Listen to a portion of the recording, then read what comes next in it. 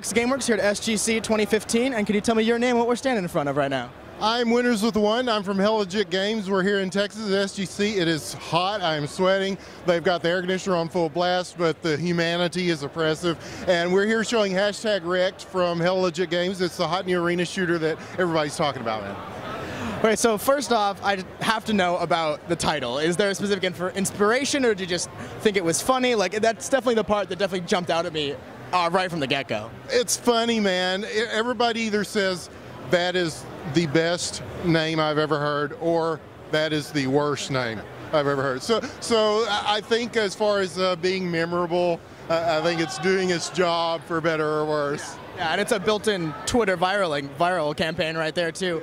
Yes. So the gameplay, obviously, because like the visuals you have right now, you said are placeholder, right? Mm-hmm, yes. Okay. So like, the gameplay is, I guess, the main thing to focus on now. Especially the way the level is designed, the way the gameplay is. It's a lot more vertical than a lot of these games seem to be. Was that hard to design? Was that hard to do? Like, did they have trouble with that, or was it just like, what was the inspiration for that? Like, where did that come from? Well, a lot of the games that we enjoyed playing were kind of an influence on that. Most of us met through playing Tribes, and that one has a lot of vertical movement. And we really wanted to emphasize, especially with all the arena shooters that are coming out right now, we wanted to emphasize the movement a lot, where you can have a lot of control over where you go, and it makes for fun battles between teams and players. Yeah, because the most fun I was having playing it was really like maneuvering, you know, because like, say you play something like Halo, you know, you can jump, there's a little bit of verticality to it, but this has, like, you know, you're running up walls, using gravity belts to go around. Like, was the way the fighting works, the guns work, changed at all for the verticality?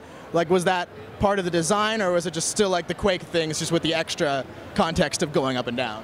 To some extent, yes, you're right. And I think with a multiplayer game like this, it's always an eternal battle of balance, because when you get it out there to the players, I mean, they're going to find things, and so it's kind of been a tightrope battle in its own thing of making the time to kill feel satisfying and not too much or not too little.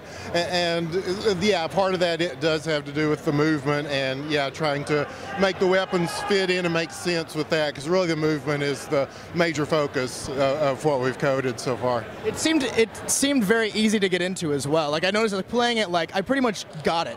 You know, I understood it pretty much immediately. Like, you know, you're not great at it because you're just picking it up, but like, you kind of understand the way it moves. I think I was even able to kill him one time. I don't know if he just let me or if he was damaged or something, but so like, I was still able to like play it and have fun even though I had just started.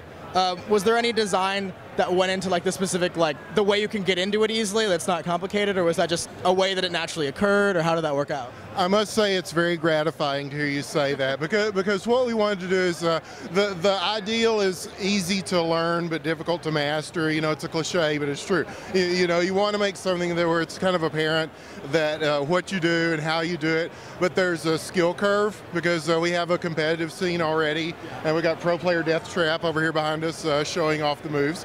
And so there's always more that you can learn and that you can do, and I think that's important for a long term of a game of this nature to make it like that. I was also noting the power-ups, the slow-mo bubble, the walls, yes, the like teleporting. How was the design of that influenced by other things? How was the balancing of that also? I feel like that would be really hard to balance. Like, what was the development of those aspects like? Oh, okay. Well, the tagline of the game is it's a dark world of the future where space wizards are battling in the arena for the amusement of the 1%. So we only knew that we wanted to have space wizard powers. That was the baseline where we started. We did not know what those would be, so that kind of evolved over the year or so that we've been working on the project. What we wanted to make is something that where they have defensive capabilities, but not really anything that is weaponry in and of itself, unless you're really creative. And it'll give anybody any hints. But yes, where it just kind of augments what is already there and gives people a different look, a different tool set to use in duels and battles. Is there any you said that this is available on your website, this alpha is available to play right now? Yes, it is free to play, and we're really talking about making it free to play for the lifetime of the game.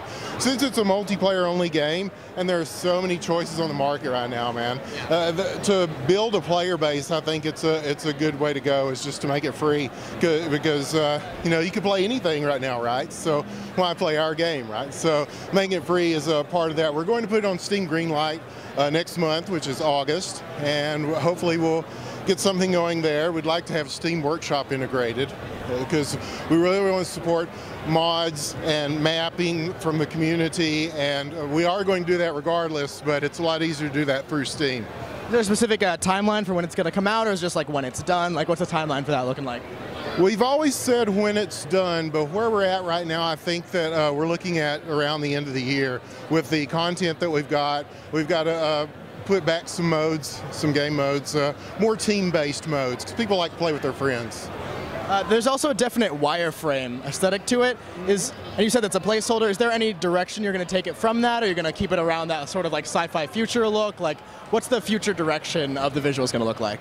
Well, the placeholders that we have now are very utilitarian in nature, but when we roll them out here at a place like SGC and you're seeing the activity around us, this is crazy, y'all.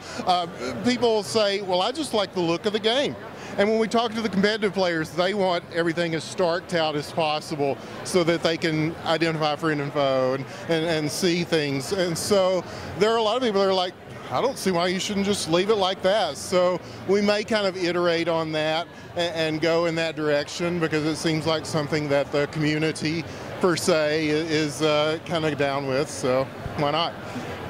All right, thank you very much. Thank you, man.